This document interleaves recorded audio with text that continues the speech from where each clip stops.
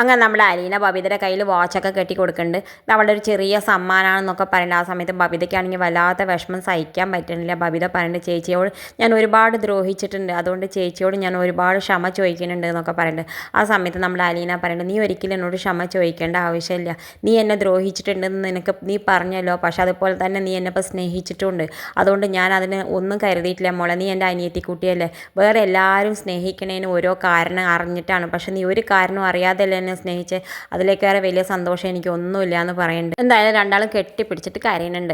എന്തായാലും പിന്നെ കാണിക്കേണ്ടത് നമ്മുടെ അലീന യാത്ര പറയാൻ പോവുകയാണ് നമ്മുടെ വൈജയുടെ അടുത്ത്. ആദ്യം കാണുന്നത് മനുവിനെയാണ്. ആ സമയത്ത് മനു ചോദിക്കുന്നുണ്ട്, അവസാനമായിട്ട് യാത്ര പറയാൻ വന്നതാവൂല്ലേ എന്ന് പറയുന്നുണ്ട്. അതെ മനുവേട്ട, ഞാൻ ആദ്യം മാഡത്തിനോടാണ് യാത്ര ചോദിക്കേണ്ടത്, പിന്നെ ഇവിടെ ഉള്ളവരോടും, പിന്നെ അപ്പോൾ എന്നോട് ചോദിക്കണില്ലേ, ഞാൻ ആരും അല്ലേ എന്നൊക്കെ ചോദിക്കുന്നുണ്ട്. മനുവേട്ട എന്തെങ്ങനെയൊക്കെ പറയണമെന്നൊക്കെ പറയുന്നുണ്ട്. എന്തായാലും മനുവിനാണെങ്കിൽ നമ്മുടെ അലീന പോകണമെന്ന് വല്ലാതെ വിഷമം സഹിക്കാൻ പറ്റുന്നില്ല. അവൻ ഒരുപാട് കണ്ണിലൊക്കെ വെള്ളം നിറച്ചിട്ട് അലീന പറയണത് മുഴുവൻ കേൾക്കാതെ അവൻ ഉള്ളിലേക്ക് വിഷമിച്ചിട്ട് പോവാണ്. പിന്നെ കാണിക്കുന്നത് എന്തായാലും നമ്മുടെ അലീന വൈജയുടെ അടുത്തേക്ക് പോകുന്നുണ്ട്. വൈജയോട് യാത്രയൊക്കെ പറയുന്നുണ്ട്. വൈജയാണെങ്കിൽ കുറേ ചീത്തയൊക്കെ പറയുന്നുണ്ട്. എന്തായാലും നമ്മുടെ അലീന പറയുന്നുണ്ട്, ഞാൻ പോയി കഴിഞ്ഞാൽ മാഡത്തിന് എല്ലാ സത്യങ്ങളും അറിയാം, അപ്പം ഞാൻ ആരാ എന്താന്നൊക്കെ മാഡത്തിന് പറയും, ഞാൻ എന്തായാലും മാഡത്തിന് എൻ്റെ അമ്മയെ പോലെ കണ്ടിട്ടുള്ളൂ എന്നൊക്കെ പറയുന്നുണ്ട്. എന്തായാലും നമ്മുടെ വൈജ ഒരുപാട് ചീത്ത പറഞ്ഞ് ആട്ടി വിടുന്നുണ്ട്. അലീന യാത്രയൊക്കെ പറഞ്ഞ് ഇറങ്ങുകയാണ്. ഇത് കാണിച്ചുകൊണ്ടാണ് ഇന്നത്തെ പ്രൊമോ അവസാനിക്കേണ്ടത്. ഇതുപോലുള്ള പ്രൊമോ വിശേഷങ്ങൾ നിങ്ങളുടെ മുന്നിൽ എളുപ്പത്തിൽ എത്താൻ ഈ ചാനൽ ഒന്ന് സബ്സ്ക്രൈബ് ചെയ്യാൻ മറക്കരുതേ.